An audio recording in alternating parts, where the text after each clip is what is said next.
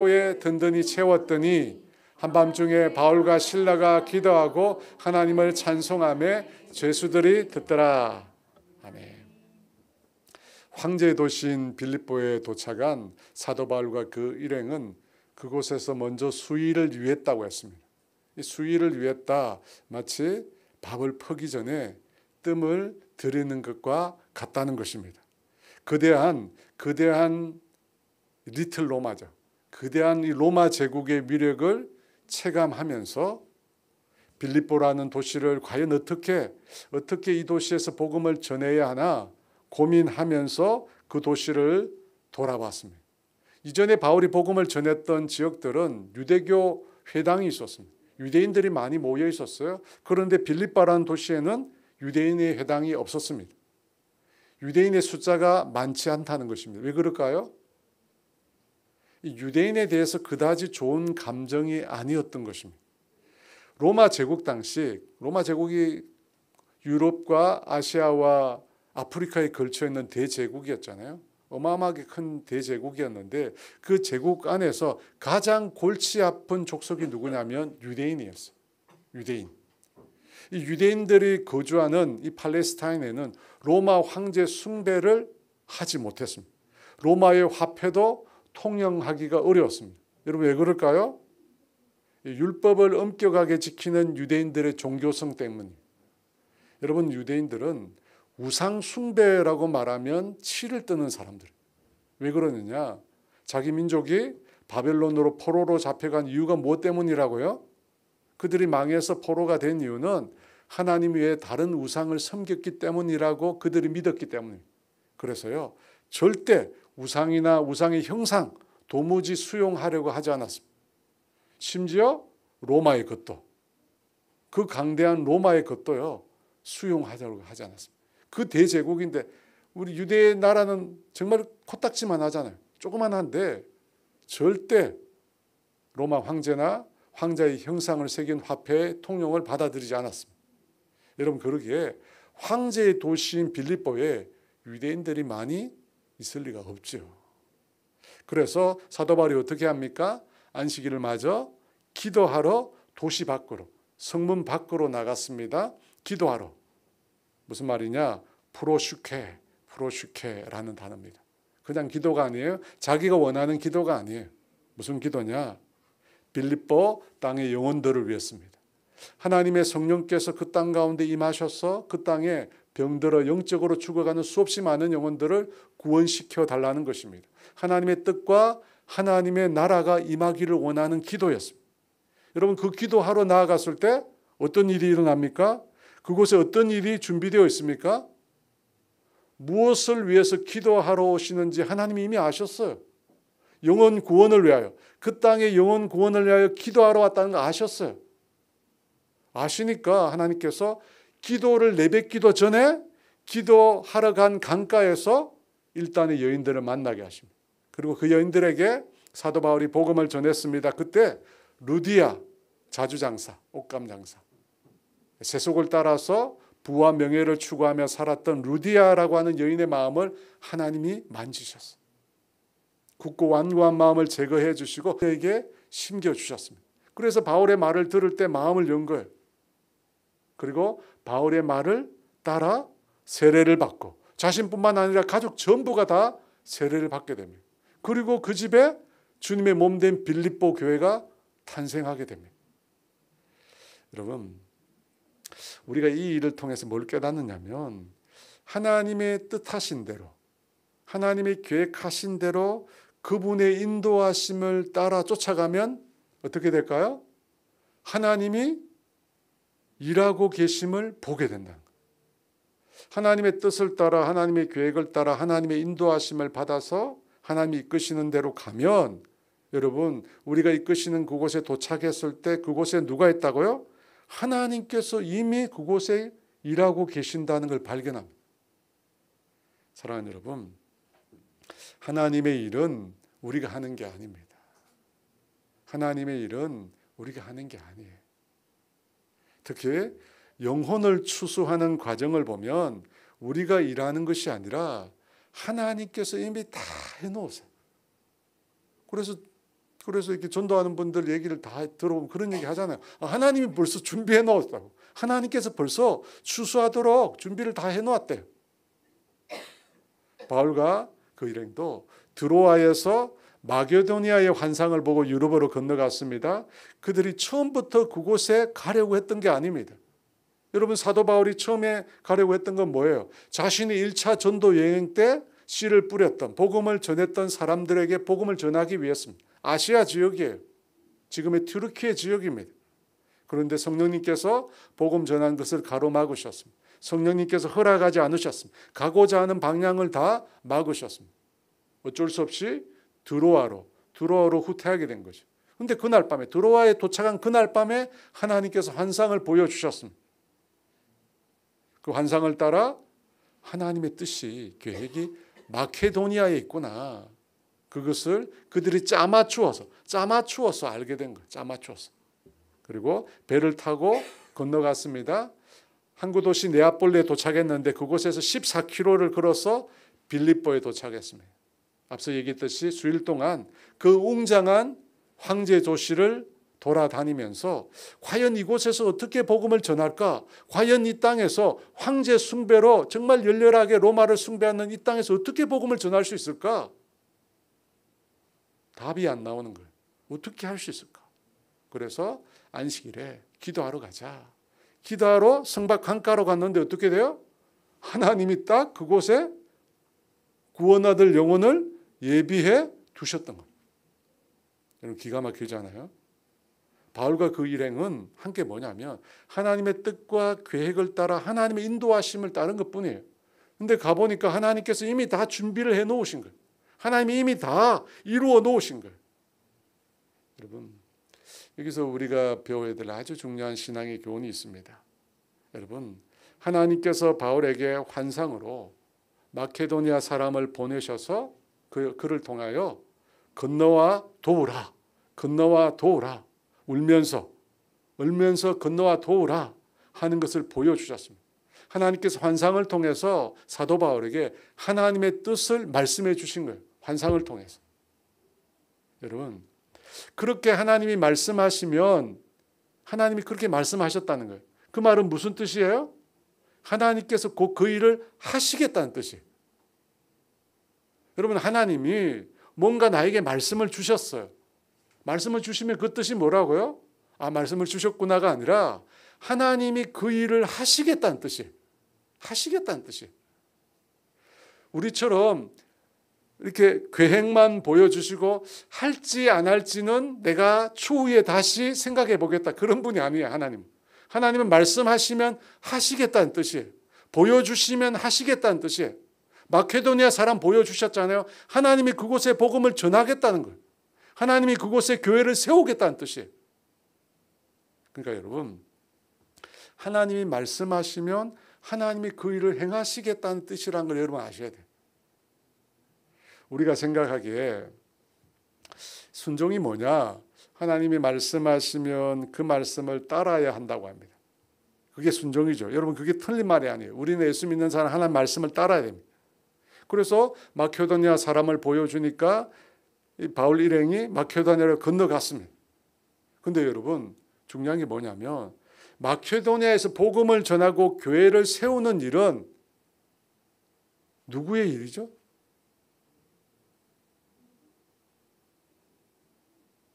우리가 순종해야 된다면서요. 그러면 마케도니아에 건너가서 복음을 전하고 교회를 세우고 하는 일은 사람의 일이에요? 순종해야 된다면서요. 그런데 오늘 말씀은 뭐예요? 하나님이 미리 다 모든 걸 준비해 두셨다는 거예요. 구원 얻을 영혼들을 하나님께서 다 준비해 두셨다는 거예요. 하나님이 말씀하실 때 하나님께서 그 일을 행하시려고 하는 거예요. 여기서 중요한 게 뭐냐면 우리는 우리 목만 하면 돼요. 여러분, 우리가 잘못 이해하고 힘들어하는 게 뭐냐면 순종이라고 하니까 모든 걸 다 해야 된다고 생각해요. 여러분, 아닙니다. 아니에요. 그럼 바울이 나와 있잖아요. 말씀에 순종해서 갔어요. 바울이 사람들의 복음을 전하고 교회를 다 세워야 돼요. 우리는 순종을 그렇게 생각해요. 그런데 뭐였죠? 말씀을 따라가니까 하나님이 미리 다 준비한 거예요. 우리가 해야 될 몫이 있고 하나님이 해야 될 몫이 있는 거예요. 여러분, 하나님께서 모세에게 너를 보내어 내 백성 이스라엘을 이집트에서 인도해 내겠다고 했습니다. 하나님 모세에게 내 백성 이스라엘을 너를 보내어서 인도해 내겠다고 해요. 이게 무슨 말씀이죠? 무슨 말이에요? 모세 보고 다 하라는 말이에요? 여러분 잘 들으셔야 돼요. 모세에게 다 하라는 말이 아니에요. 하나님이 그 일을 하겠다는 거예요. 하나님이 그 일을 하겠다는 거예요. 하나님 모세에게 너가 내려가서 내 백성 이스라엘을 출애굽시켜라, 인도해 내라 하나님 말씀하셨어요. 그럼 그 말을 들으면 어떻게 생각하냐? 모세가 다 해야 된다고 생각해요. 아니, 그게 아니고 하나님이 그 일을 하겠다는 거예요. 하나님이 그 일을 하겠다. 그래서 모세가 그 말을 듣고 뭐라고 대답했냐면 내가 누구에게 누구에게 이스라엘 백성을 이집트에서 인도해 내겠습니까? 모세가 어떻게 들었죠? 자기가 다 해야 되는 줄 알고 들은 거예요. 자신이 다 해야 되는 거예요. 여러분, 그래서 40년 전에 어떻게 했어요? 자기가 다 하려고 했잖아요. 이집트 왕조로 자기가 다 하려고 했어요. 그 결과가 뭐예요? 사람 죽이고 도망자가 된 거잖아요. 그래서 지금은 뭐라고 이야기하냐면 자기는 못한대요. 내가 어떻게 할 수 있느냐. 여러분, 모세가 못하죠. 어떻게 해요? 모세가 어떻게 이스라엘을 구원합니까? 불가능합니다. 여러분, 모세는 모세의 일만 하면 돼요. 하나님 말씀하시잖아요. 바로에게 찾아가서 내가 너에게 준 말을 하라는 거예요. 바로에게 찾아가서 하나님이 하라고 한 그 말을 전해주라는 거예요. 여러분, 그게 모세가 할 일이에요. 재앙을 내리고 홍해를 가르고 하는 건 누가 하는 거예요? 하나님이 하는 거예요. 하나님이 여러분. 그것은 모세의 일이 아니에요. 모세는 자기 몫이 있는 거예요. 자기 몫. 그것만 하고 나머지는 하나님이 다 하시는 거예요. 하나님께서 아브라함에게 내 독자, 내 사랑하는 아들 하나밖에 없는 아들 이삭을 바치라고 했습니다. 그때 아브라함이 어떻게 합니까? 못한다고 했습니까? 아니요. 아무 말도 안 하고 순종했습니다. 말씀하신 대로 자기가 해야 될 일을 했습니다. 자기 몫의 일을 했어요. 어떻게 합니까? 아들을 데리고 나무와 불을 가지고 모리아 산으로 올라갔습니다. 자기가 해야 될 일을 했어요. 그 다음 어떻게 되죠? 하나님께서 눈먼 숫양을 준비하셔서 그 뿔이 수풀에 걸리게 하셨습니다. 그리고 그 수양을 죽여서 제사를 드리게 했습니다. 그리고 나서 아브라함이 그 땅을 뭐라고 얘기했습니까? 여호와 이래. 여호와의 산에서 하나님이 준비하신다는 말을 해요. 여러분, 하나님의 말씀을 들을 때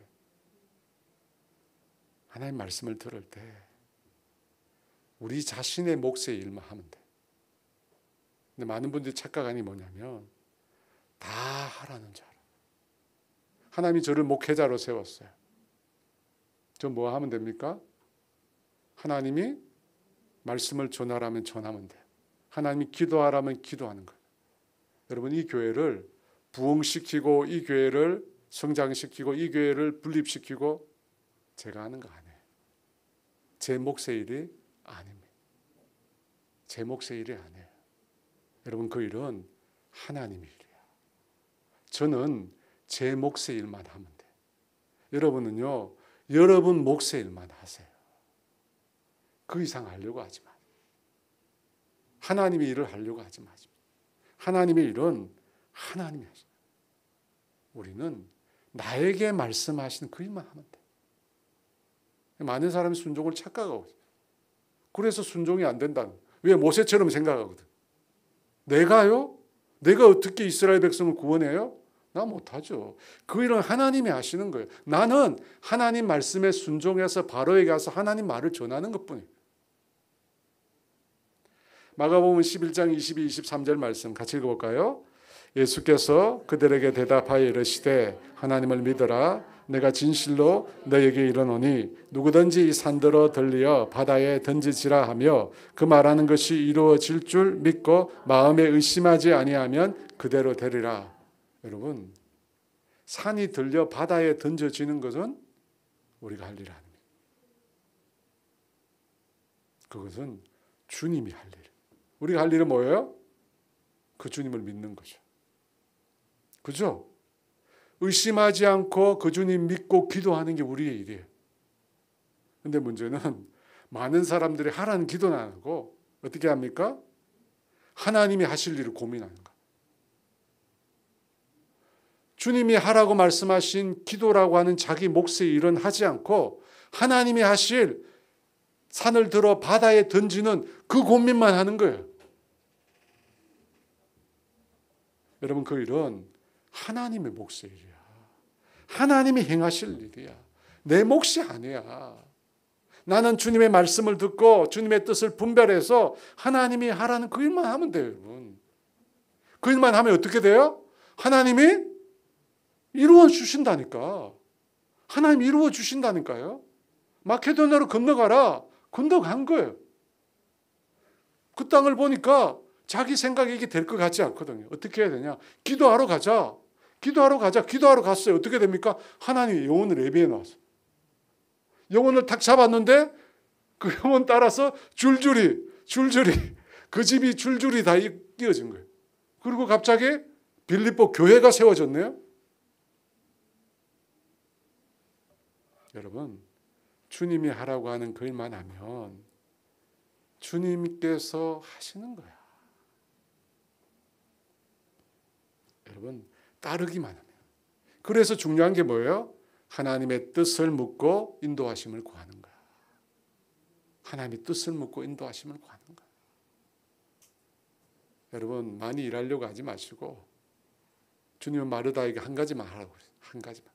저도 여러분에게 한 가지만. 한 가지. 하나님의 뜻을 묻고 인도하심을 구하는. 하나님이 그래서 뜻을 묻고 인도하심을 구할 때 하나님 말씀하셨다. 무슨 뜻이에요? 하나님이 일하시겠다는 것. 하나님이 하시겠다는 것. 그러니까 저와 여러분이 하나님이 하실 일까지 생각하지 마시고 내게 주어진 목, 내게 하라고 한 목, 여러분 그것에 순종하시길 축복합니다. 우리 16절 말씀 같이 볼까요? 우리가 기도하는 곳에 가다가 점치는 귀신 들린 여종 하나를 만나니 저모로 그 주인들에게 큰 이익을 주는 자라. 루디아의 집에 바울과 일행이 거처를 정했습니다. 그리고 그곳에 교회를 세웠습니다. 그리고 바울과 그 일행이 뭐 합니까? 뭐 하러 갔다고요? 기도하러 갔습니다. 신앙을 위한 삶의 규칙대로 행하는 거죠. 어디를 가든지 누구를 만나든지 변함없이 신앙의 습관을 좇아 기도하러 간 겁니다.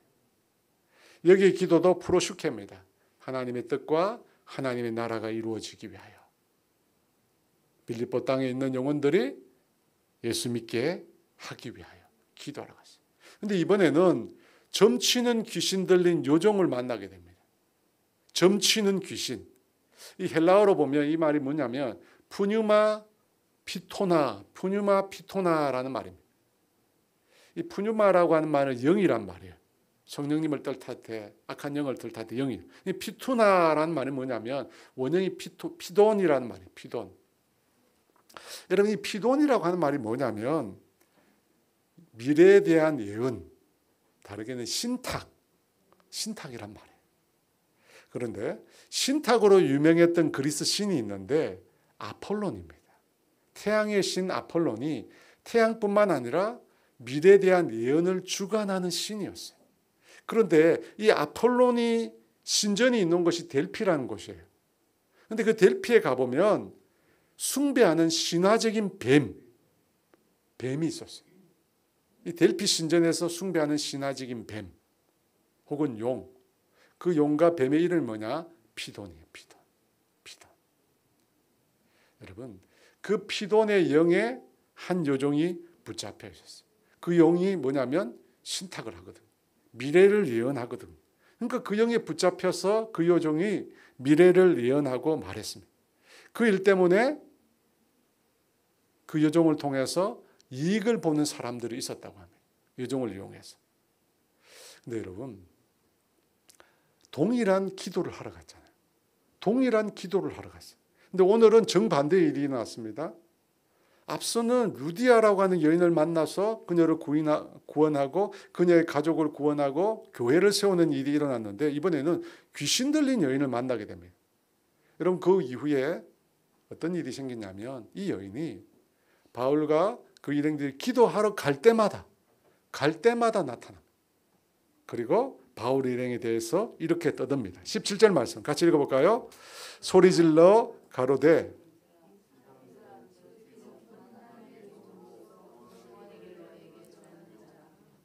여러분, 귀신의 여종에서 나온 말이 뭐냐면 바울과 그 일행을 향하여 지극히 높으신 하나님의 종, 그리고 그들이 구원의 길을 전하는 자라는 말이었습니다.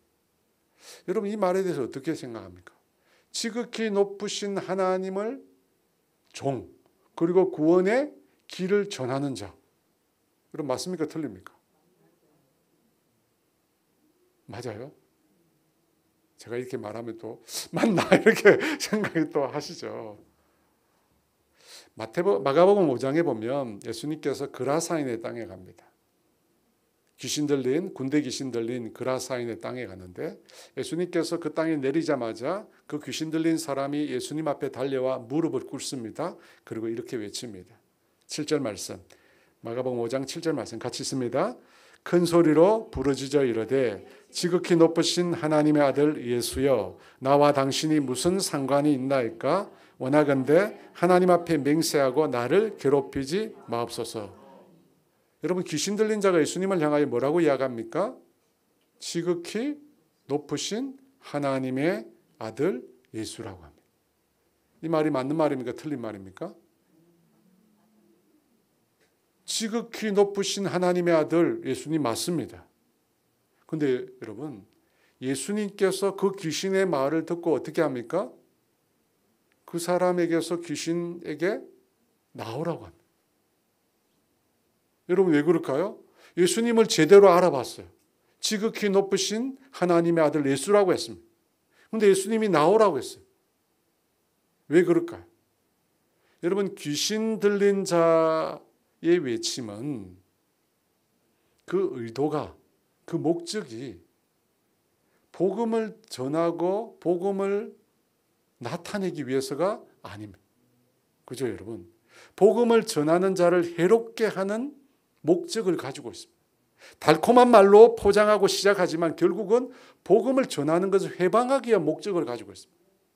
그래서 여러분, 예수님께서 자신을 향하여 그런 신앙 고백을 했지만 그 입을 막고 마귀로 하여금 그 사람에게서 나오라고 말씀하셨어요. 사랑하는 여러분, 마귀는 속임수와 거짓에 아주 능통합니다. 그래서 조금의 틈만 보이면 사람의 마음을 도둑질합니다. 그러니까 여러분, 정확하게 알지 못하면 이단이나 잘못된 신앙을 가진 사람들과 말을 섞지 마십시오.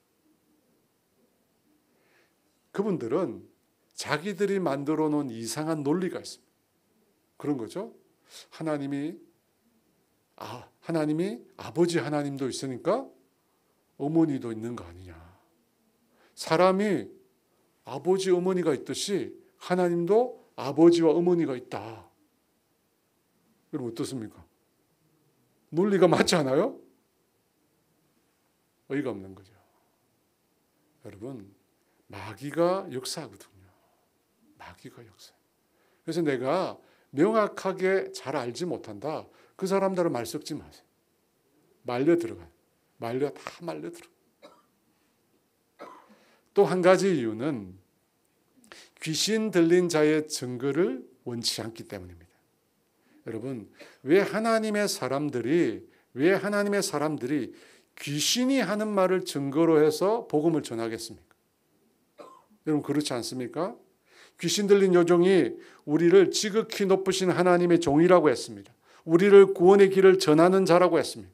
그런데 여러분, 그 말을 근거로 해서 복음을 전할 필요가 없다는 겁니다. 왜 그렇습니까? 우리는 귀신이 아니라 하나님께로부터 오는 말씀을 근거로 전해야 하기 때문입니다. 여러분, 하나님의 말씀을 근거로 해서 전해야 돼요. 여러분, 하나님의 말씀이 불충분합니까? 불완전합니까? 왜 우리가 마귀가 하는 말을 근거로 복음을 전합니까? 여러분, 그렇게 하면 뭐가 문제냐면 마귀가 하는 그 말이 사람들 마음 속에 잘못된 복음의 근거로 남게 돼요. 하나님의 말씀이 아니라 마귀가 하는 말에 사람들이 근거를 둡니다. 그래서 여러분, 우리가 복음을 전할 때는 오직 하나님의 말씀만으로 복음을 전해요. 여러분, 사람들 중에 보면 TV에도 나오는데 토정 비결이나 한자어 같은 데서 하나님의 말씀의 증거를 찾는 경우가 있습니다. 한자 막 풀이하면서 이 한자 보니까 성경과 연관되어 있다면서. 여러분 들어보셨죠? 절대 그럴 필요가 없습니다. 왜냐하면 이단도 한자を사용합니다. 허경영 제가 얘기했잖아요.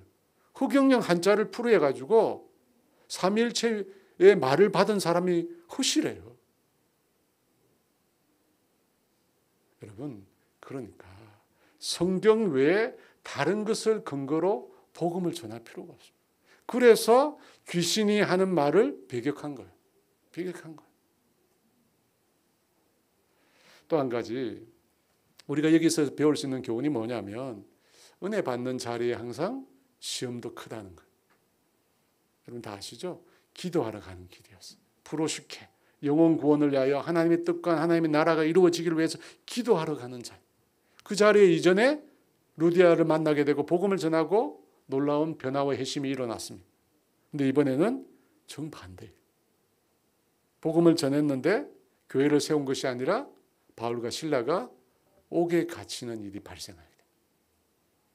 여러분, 결과적으로 보면 그 옥에서 어떤 일이 생기냐면 놀라운 회심과 구원의 역사가 일어납니다. 결과적으로는 기도하러 가는 그 길에 방법은 달랐지만 결과적으로 놀라운 회심과 구원의 역사가 일어났어요. 기도하러 가는 길에. 너무 놀라운 일이죠. 그런데 당시 그 순간에는 그렇게 보이지 않았어요. 그렇잖아요, 여러분. 그 순간에는 오히려 어려운 일을 겪게 됩니다. 그래서 여러분, 은혜 받는 자리가 시험의 자리가 될 수 있어요. 그걸 우리가 기억해요. 이것이 영적인 전쟁에서 우리가 꼭 기억해야 될 내용이에요. 은혜 받는 자리. 은혜 받는 자리에 시험이 옵니다. 예수님께서 요한에게 세례를 받고 물에서 나오실 때 하늘이 열렸습니다. 성령이 비둘기같이 예수님께 임하였습니다. 하늘에서 들려오는 소리가 있었습니다. 이는 내 사랑하는 아들이요 내 기뻐하는 자라. 예수님이 누구신지 하나님께서 직접 밝혀 보여주셨습니다. 여러분, 그리고 난 다음에 그 직후 무슨 일이 있었죠? 맞습니다. 마태복음 4장 1절 말씀 같이 읽어볼까요? 그때 예수께서 성령에게 이끌려 마귀에게 시험을 받으러 광야로 가사 세례받은 직후에 하나님의 아들로 예수님께서 명백하게 나타내신 후에 바로 마귀에게 시험을 받으셨습니다. 여러분, 은혜와 시험은 그래서 같이 와요. 여러분, 이걸 보면 참 편하게 은혜도 못 누려요. 우리가 은혜 누리려고 하면 시험이 오거든요. 저도 예전에 그런 경험이 많아요. 부흥의 참내가 은혜 받고 오면 집에 가면 난리가 나죠. 항상 집에만 오면 난리가 나요. 집 들어가기 전에 그래서 기도하는 거죠. 하나님 지켜달라고. 시험에 들지 않게 지켜달라고. 여러분, 마귀는 늘 우리를 노리고 있습니다. 늘 노리고 있어요. 은혜 받을 때도 노리고 있어요. 19, 22절 말씀 같이 있습니다. 여종의 주인들은 자기 수익의 소망이 끊어진 것을 보고 바울과 실라를 붙잡아 장터로 관리들에게 끌어갔다가 상관들 앞에 데리고 가서 말하되 이 사람들이 유대인인데 우리 성을 심히 요란하게 하여 로마 사람인 우리가 받지도 못하고 행하지도 못할 풍속을 전한다 하거늘 무리가 일제히 일어나 고발하니 상관들이 옷을 찢어 벗기고 매로 치라 하여. 바울과 그 일행이 기도하러 갈 때마다 귀신 들린 여종이 방해를 합니다. 참다 바울은 결국 예수 그리스도의 이름으로 귀신을 쫓아냅니다. 그 일로 여정에 점을 치는 일을 통해서 수익을 얻었던 사람들이 바울과 실라를 붙잡아서 관리들에게 데리고 갔고 그곳에서 매를 맞게 합니다. 그리고 깊은 감옥에 갇히게 만듭니다. 여러분, 우리가 이 부분을 읽을 때, 이 본문만 읽을 때 우리 마음에 의문이 생깁니다. 어떤 의문이 생기냐면, 여러분 성경에 보면 악한 영도 하나님의 주관 하에 있습니다. 악한 영이 자기 마음대로 자기 뜻대로 모든 것을 다 행할 수 있는 게 아닙니다. 여러분, 악한 일이 자기 일을 행할 때 반드시 하나님의 허락을 받아요. 여러분, 그 내용이 욥의 사건에 나옵니다. 욥기 2장 3절과 6절 말씀 같이 읽어볼까요? 여호와께서 사탄에게 이르시되 내가 내 종 욥을 주의하여 보았느냐? 그와 같이 온전하고 정직하여 하나님을 경외하며 악에서 떠난 자가 세상에 없느니라. 내가 나를 충동하여 까닭없이 그를 치게 하였어도 그가 여전히 자기의 온전함을 굳게 지켰느니라. 사탄이 여호와께 대답하여 이르되 가죽으로 가죽을 바꾸오니 사람이 그의 모든 소유물로 자기의 생명을 바꾸올지라. 이제 주의 손을 펴사 그의 뼈와 살을 치소서. 그리하시면 틀림없이 주를 향하여 욕하지 않겠나이까? 여호와께서 사탄에게 이르시되 내가 그를 내 손에 맡기노라. 다만 그의 생명은 해하지 말지니라. 여러분, 여기 보면 사탄은 하나님의 허락하에 욥을 시험합니다. 그렇다면 지금 바울과 이 일행이 당하고 있는 고난의 사건도 어떻게 해요? 하나님의 허락하에 이루어진 것입니다. 여러분, 그 이유로 생각하지 마시고 오늘 본문만 생각해요. 여기서 의문이 생기죠. 왜 하나님은 바울과 실라에게 그와 같은 고난을 겪는 시험을 허락하셨을까? 그와 같은 고난을 겪는, 여러분, 만약 우리가 하나님이라면 악한 영이 복음을 전하는 자를 공격하려고 계획을 세워도 그것을 막아주고, 그죠? 복음을 전하는 자를 보호하고 지켜줘야 하는 게 아니겠습니까? 하나님이면, 그죠? 하나님의 복음을 전하는 자를 지켜주고 보호해줘야죠. 열심히 복음을 전해도 쉽지 않는데 마귀가, 사탄이 바울과 실라를 공격하도록 하나님이 그냥 둡니다. 왜 하나님이 방치하시는 것일까요? 왜 하나님께서 이와 같은 고난을 허락하시는 것일까요? 여러분, 우리는 뒤의 결과를 잘 아니까 자꾸, 여러분, 인간적인 판단으로는 이해할 수 없습니다. 인간적인 판단으로는 이 사건을 이해할 수 없습니다. 그런데 하나님은 시작과 끝, 모든 전 과정을 다 알고 계십니다. 그렇죠, 여러분? 하나님은 오늘 우리처럼 성경에 기록되어 있는 내용처럼 하나님이 처음부터 끝까지 다 알고 계세요. 그래서 성경에 보면 하나님의 알파 오메가라고 그래요. 시작과 끝이 된다. 그래서 여러분, 하나님은 당신이 뜻하신 일을 반드시 성취해 가실 수 있습니다. 왜? 처음과 끝을 다 아시는 분이시거든. 그래서 처음에 하나님이 시작하셔서 마지막까지, 심지어 악한 자를 이용해서라도 하나님은 당신이 계획하신 일을 반드시 이루십니다. 하나님이 계획하신 일을 반드시 이루세요. 여러분, 그걸 뭐라고 하냐면 그 일련의 모든 행위를 하나님의 경륜이라고 해요. 경륜. 어려운 말인데요. 여러분 기억하세요. 하나님이 계획하신 일을 마지막까지 반드시 다 이루신다. 왜? 처음과 끝을 다 알고 계시기 때문에. 그 모든 일을 하나님이 주관하시기 때문에. 그래서 하나님이 다 이루십니다. 그 모든 일련의 행하시는 과정을 다 하나님의 경륜, 또 섭리라는 말과 비슷하죠. 그 말 씁니다. 여러분, 그 관점에서 우리가 성경을 봐야 되고, 그 성경을 통해서 또 뭘 봐야 돼요? 우리 인생을 봐야 돼요. 중요한 건. 그죠? 성경에 나와 있는 그 하나님의 경륜과 섭리를 우리가 분명히 깊이 인식해야 돼요. 그리고 어떻게 해요? 그걸 가지고 우리의 삶을 들여다봐요. 왜? 우리의 삶에도 이해 안 되는 거니까. 그죠? 우리의 삶에도 이해 안 되는 게 있어요. 바울과 실라처럼 도저히 이해할 수 없는 일들이 일어나거든요. 그 일도 하나님이 허락하신 일이에요. 하나님이 허락하신 일이라는 거예요. 근데 우리는 이 성경의 내용을 통해 뭘 깨닫습니까? 하나님의 계획이 또 다르게 있구나. 지금 내가 겪고 있는 이해되지 않는 일뿐만 아니라 그 일 이면에 하나님은 또 다른 계획이 있다는 거예요. 하나님이 행하시고자 하는 또 다른 일들이 있다는 거예요. 또 다른 일들이 있어요. 그렇게 하나님이 그 이면에서 행하시는 또 다른 일 중에 먼저는 뭐가 있느냐면 하나님이 그리스도인의 성숙을 위해서 그런 일을 주신다는 거예요. 여러분, 주님은 고난을 통해서 예수 믿는 자를 성숙시켜 가십니다. 우리가 자녀 키울 때 그런 말 많이 합니다. 무슨 말이냐면 아이들은 아프면서 큰다고. 그죠? 한번 아이들이 질병에 걸렸다가 나으면 어떻게 돼요? 면역이 더 좋아지죠. 더 좋아집니다. 크게 질병을 앓으면서 아이가 크게 또 성장하는 거예요. 공기청정기 밑에서 자란 아이들과 땅에서 흙 파먹고 자란 아이들 건강을 비교했습니다.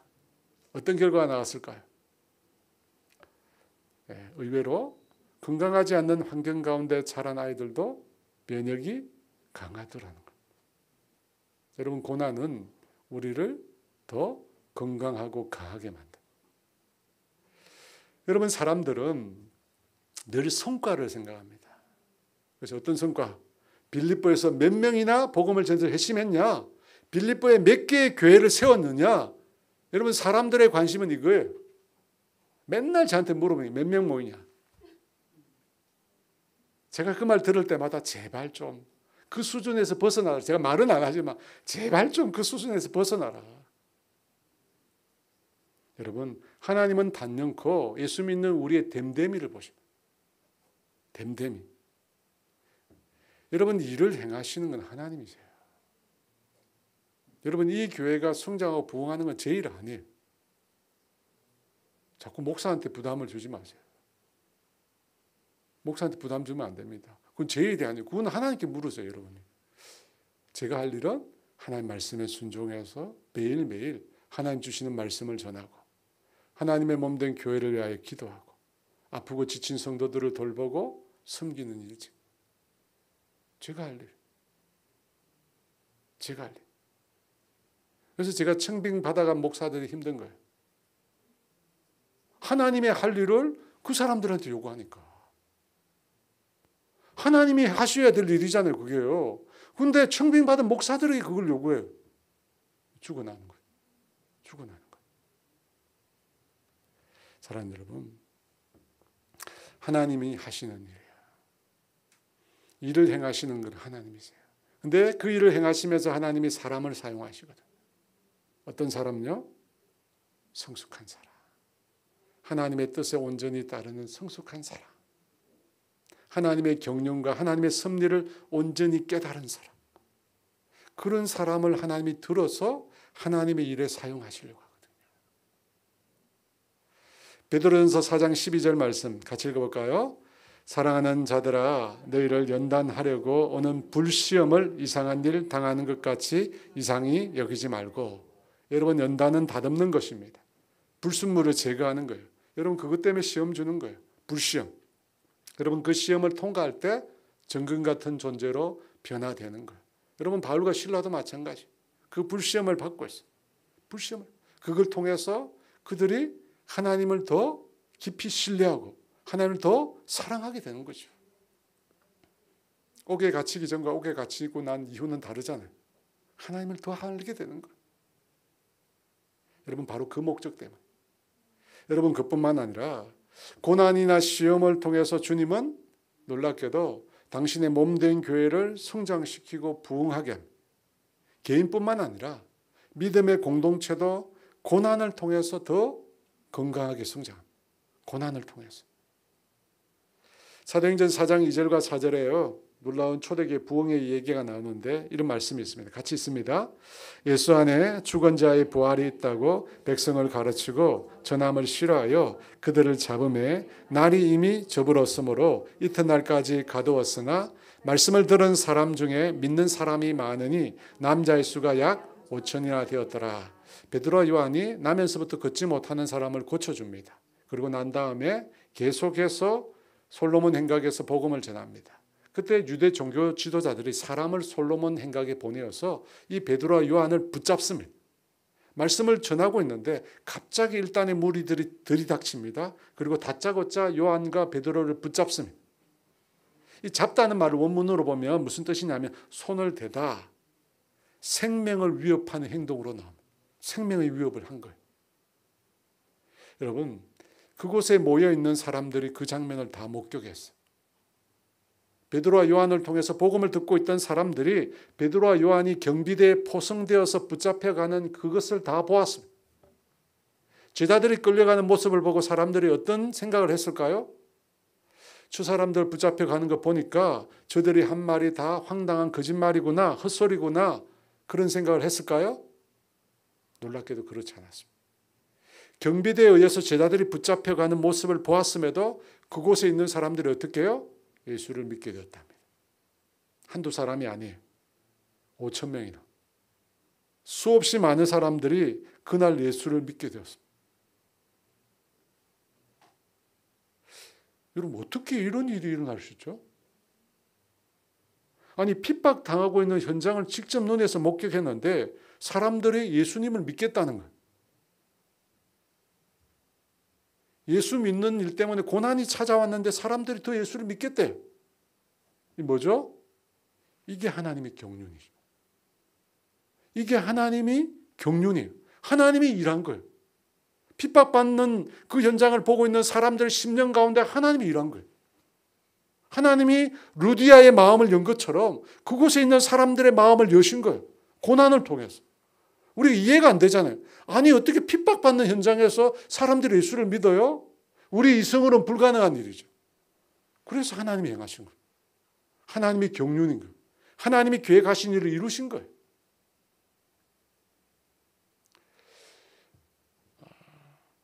사도 바울과 실레가 옥살이를 합니다. 여러분, 그 결과로 어떤 일이 일어납니까? 결국 간수와 그 가정이 구원을 얻게 됩니다. 전혀 이해해서 전혀 생각하지도 못한, 그렇잖아요, 여러분. 이게 뭐라고요? 하나님의 경륜. 하나님의 경륜. 하나님이 행하신 거예요. 고난이라고 하는 도구를 통해서. 고난이라고 하는 도구를 통해서 하나님이 하신 거예요. 이게 사람이 한 일인가요, 여러분? 사람이 이런 일을 할 수 있어요? 절대 불가능해요. 하나님이 하셨어요. 오늘 새벽에 이 튀르키예의 이다윗 선교사님에게 선교 편지가 왔습니다. 누군지 아시죠? 몇 번 여기 강단에 섰기 때문에. 이 선교사님은 우리 교회 근처에 있는 샘물교에서 선교를 갔던 그 A국에서 사역을 하셨습니다. 전도한 형제가 있습니다. 탈레반이 다시 재집권한 이후에도 이제 그 형제가 그곳에 아직 남아 있어요. 그런데 선교사님이 그곳을 떠나기 전에 그 형제가 자신의 속상한 마음을 여과 없이 선교사님 앞에 다 드러냈대요. 자신의 속상한 마음. 선교사님한테 원망을 엄청나게 해댔대요. 하나님을 이해할 수 없다고. 하나님의 계획을 납득할 수 없다고. 따를 수 없다고. 지금 당하고 있는 이 고난이 너무 힘들다. 선교사님한테요, 엄청나게 해댔대. 그곳에서 그 형제가 내뱉는 말에 선교사님은 너무나 안타까워서 눈물만 흘렸대. 눈물만. 그때 처음으로 선교사 그만두고 싶다는 생각이 들었답니다. 참 정말 어렵게 그 땅의 영혼을 구해냈는데 다시 탈레반이 재집권한 거예요. 다 쫓겨나가고 다 교회가 무너지고 고난이 다시 시작된 거예요. 그 후에 소식이 없다가 3년 만에 연락이 왔대요. 그러면서 자신을 기억하느냐고 물으면서 자신이 지금도 마지막으로 선교사님이 함께 있었던 그곳에 여전히 있대요. 그러면서 예전에 그때가 지금은 그립다고. 그런데 자신이 이전에는 눈먼 장님이었대요. 이제 자신이 다시 믿음을 되찾았다. 선교사님이 하나님의 종으로 우리와 함께 했고 우리에게 예수님의 사랑을 보여주었다. 그때 막 원망하고 막 불평하고 했는데 하나님이 보내셨고 예수님의 사랑을 우리에게 보여줬다. 그래서 자신이 지금 예수님을 주님으로 믿고 있다. 그리고 하나님을 위해 살고 싶고 예수님의 사랑을 다른 사람에게 전하고 싶다. 그리고 마지막에 선교사님을 정말로 사랑한다. 여러분 A국입니다. A국에서. 여러분 놀랍지 않습니까? 놀라운 일입니다. 어떻게 이런 일이? 여러분 그 땅에 아직 여전히 복음의 씨앗을 받고 생명을 얻고 구원 얻은 사람들이 그 땅을 지키고 있습니다. 사랑하는 여러분, 고난이나 시험이 우리의 신앙을 무너뜨릴 수 없습니다. 고난이나 시험은 우리로 하여금 오히려 정글 같은 존재로 우리를 만들어줍니다. 왜 그렇죠? 하나님의 경륜, 일하심이 있기 때문이에요. 여러분 하나님의 경륜, 일하심이 없으면 그 고난은 아무짝에 쓸모없는 거죠. 내가 잘못해서 고난당하 아무 쓸모가 없는 거예요. 그러나 복음을 위해서 내가 살 때 내 삶을 가로막고 내 삶을 힘들게 하고 어렵게 하고 고통스럽게 할 때 그때는 뭐가 있다고요? 그 이면에 하나님의 경륜이 있어. 눈에 보이진 않지만 지금 당장에 보이진 않아요. 바울과 실라가 당한 지금 이 고난의 현장 앞에는 보이지가 않아요. 하지만 하나님의 경륜이 그 이면에 있어요. 그렇기 때문에 나중에 놀라운 구원의 역사가 일어나잖아요. 그렇다면 여러분, 그와 같은 하나님의 경륜을 믿는 사람, 바울과 실라죠. 어떤 모습을 보여줬을까요? 23절에서 25절 말씀 같이 읽어볼까요? 많이 친 후에 옥에 가두고 간수에게 명하여 든든히 지키라 하니 그가 이러한 명령을 받아 그들을 깊은 옥에 가두고 그 발을 착고에 든든히 채웠더니 한밤중에 바울과 실라가 기도하고 하나님을 찬송하며 제수들이 듣더라. 귀신 들린 여종을 고쳐준 일부터 지하 감옥에 갇힐 때까지 바울과 실라는 어떤 반응을 보였을까요? 성경에 자세히 안 나와 있어요. 반응이 안 나와 있어요. 그런데 그들에게서 어떤 항의나 원망 이런 것들을 찾아볼 수가 없습니다. 심지어 여러분 사도행전 16장 37절에 보면 어떤 내용이 나냐면 상관들이 나오는데 이 상관들이 누구냐면 이 빌립보 도시의 행정장관들입니다. 이 사람들이 사람을 보내어서 몰래 바울과 실라를 방면하려고 합니다. 죄가 없거든요. 그러니까 몰래 방면하려고. 그때 바울이 뭐라고 얘기하냐면 로마 사람인 우리를 죄도 정하지 않고 공중 앞에서 때리고 옥에 가두었다가 이제 가만히 내보내려고 하느냐고 말을. 로마 사람인 자신들은. 여러분 이 말을 듣고 바울 사도가 로마 사람이라는 말을 듣고 사람들이 두려워합니다. 왜냐하면 당시 로마 사람은 절대 손 못 대거든요. 절대 손을 못 대요. 그런데 죄도 묻지 않고 때리고 심하게 때리고 옥에 가둔 거거든요. 여러분 이걸 보면 사도 바울이 붙잡혔을 때 항의할 수 있었습니다.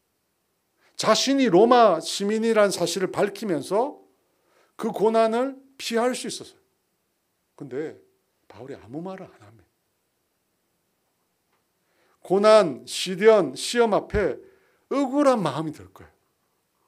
내가 도대체 무슨 잘못을 했기에 이런 고난을 주시는가? 억울한 마음이 들잖아요. 내가 주님을 위해 복음을 위해 산 것밖에 없는데 왜 나에게 이런 고난을 허락하시는가? 억울한 마음. 그런데 바울은 전혀 그런 반응을 안 보여요. 마치 예수님처럼. 이사야 54장 7절 말씀 같이 읽어볼까요? 그가 곤욕을 당하여 괴로울 때에도 그의 입을 열지 아니하였으며 마치 도수장으로 끌려가는 어린 양과 틀 깎는 자 앞에서 잠잠한 양같이 그의 입을 열지 아니하였도다. 억울한 일을 당했어요. 억울한 일로 인한 고난과 시련 앞에도 바울과 실라는 아무 반응을 안 보였어요. 왜 그랬겠죠? 왜 그런 거죠? 그렇게 행동한 이유는 그리스도를 따르는데 고난이라고 하는 것은 당연히 따르는 것이라고 생각이 들었기 때문에 예수를 믿고 따르는 데는 고난이 반드시 따른다는 거예요. 바울 사도 그리고 초대교회 제자들은 그런 생각을 갖고 있어요. 자신에게 돌을 던져서 자신을 죽게 만들었던 루스드라, 바울이 다시 되돌아갔잖아요. 그곳에 가서 있는 성도들에게 어떤 메시지를 전했습니까? 사도행전 14장 22절 말씀 같이 있습니다. 제자들의 마음을 굳게 하여 이 믿음에 머물러 있으라 권하고 또 우리가 하나님의 나라에 들어가려면 많은 환난을 겪어야 할 것이라 하고, 하나님의 나라에 들어가려면 많은 환난을 겪어야 한다고 바울이 말했어요. 바울이 말했어요. 그가 말한 것처럼 복음을 전하면서 당하는 고난과 시련에 대해서 사도 바울은 회피하지 않았습니다. 하나님의 나라에 들어가려면 많은 환난을 겪어야 한다는 거예요. 하지만 또 분명한 게 있죠. 여러분, 그 고난과 환난은 잠깐이라. 잠깐. 베드로전서 5장 10절 말씀 같이 읽어볼까요? 모든 은혜의 하나님 곧 그리스도 안에서 너희를 부르사 자기의 영원한 영광에 들어가게 하시니가 잠깐 고난을 당한 너희를 친히 온전하게 하시며 굳건하게 하시며 강하게 하시며 털을 견고하게 하시리라. 여러분, 고난은 잠깐이에요. 그것에 비해 영광은 어떻게 되어 있습니까? 뭐라고 되어 있어요? 영원한 영광, 영원한 영광, 영원한 영광. 여러분, 이 사실을 똑바로 깨닫는 자가 하나님의 경륜을 믿는 자예요. 고난은 잠시지만 하나님의 나에게 베풀어 주실 영광은 영원하다는 거예요. 여러분, 이 하나님의 섭리를 우리가 바로 이해하고 있어요. 여러분, 저는 바울 사도가 그리고 실라가 앞으로 일어날 일을 다 알고 있었다고 생각하지 않습니다. 그들이 옥에 갇힘으로 빌립보 간수와 그 가족을 구원하게 될 것을 알고 있었다고 전혀 생각하지 않습니다. 전혀. 다만 그들은 하나님을 믿었죠. 그죠? 앞으로 일어날 일이 어떤 일인지는 몰랐습니다. 하지만 하나님을 믿고 있었어요. 하나님의 경륜, 고난을 통해서 하나님께서 역사를 이루어 가신다는 사실을 믿고 있었어요. 그래서 지금 당장에 보이진 않지만 하나님께서 당신의 뜻을 이루어 가시고, 지금 당장에는 안 보이지만, 그래서 어떻게 합니까? 그 고난과 시련 앞에 원망하거나 불평하지 않았습니다. 억울함을 표출하지 않았습니다. 침묵했어요. 그리고 한 가지 더 하죠. 25절 같이 있습니다. 한밤중에 바울과 실라가 기도하고 하나님을 찬송하며 제수들이 듣더라. 다니엘 기도회 때 부르는 찬양지 기도를 멈추지 마라. 그 찬양에 보면 그런 내용이 있습니다. 원수들이 우리의 무엇을 주목하고 있대요? 입. 그래서 침묵한 거야. 원망하고 불평하면 마귀의 밥이 돼. 침묵한. 대신에 한 가지 더 했습니다. 그죠? 여러분, 한밤중은 대략 12시입니다. 낮에 심하게 맞았기에 고통이 점점 더 심해졌을 것입니다. 발이 착고에 매여 있습니다. 움직일 때마다 긁히겠죠. 그래 통증이 생깁니다. 잠을 잘 수가 없습니다. 그래서 일어난 바울과 실라는 놀랍게도 하나님께 기도하고 찬송을 드립니다. 미완료의 시제가 기도하고 찬송 계속 했다는 거예요. 계속 지진이 날 때까지 계속한 거예요. 하나님을 높이는 찬양. 그 상황에서 어떻게 그럴 수 있을까? 하나님의 경륜을 믿기 때문에. 하나님의 경륜을 믿기 때문에. 여러분, 이게 필요해요. 내 눈에는 고난밖에 안 보이지만 영의 눈으로 보면 그 이면에 하나님의 경륜이 있어요. 여러분, 이걸 볼 수 있는 믿음의 눈이 우리에게 있어야 돼요. 저와 여러분이 있기를 원합니다. 여러분, 그 무엇도 바울과 실라를 결박할 수 없었습니다. 육신은 옥에 갇혀 있었지만 그들의 영혼은 갇혀 있지 않았습니다. 하나님을 믿기 때문에. 하나님이 행하실 경륜과 역사, 섭리를 믿기 때문에. 저는 아마 그때 나온 고백이라고 생각이 되는데요. 고린도후서 4장 8절 이런 말씀이 있습니다. 같이 읽어볼까요? 우리가 사방으로 우겨쌈을 당하여도 쌓이지 아니하며 답답한 일을 당하여도 낙심하지 아니하며. 사방으로 우겨 쌓이자. 매이지 않습니다. 쌓이지 않아요. 어떤 답답한 일을 당해도 낙심하지 않습니다. 사랑하는 여러분, 그리스도인의 삶에도 분명히 고난이 있습니다. 예수님 말씀하셨어요. 너희가 영광을 얻기 위하여, 그리스도와 영광을 상속하기 위하여 고난도 받아야 된다. 고난도 받아야 돼. 여러분, 고난도 받아야 돼. 그 고난은 내가 그리스도인이라는 징표예요. 내가 예수님을 따르고 있는 징표라는 거예요.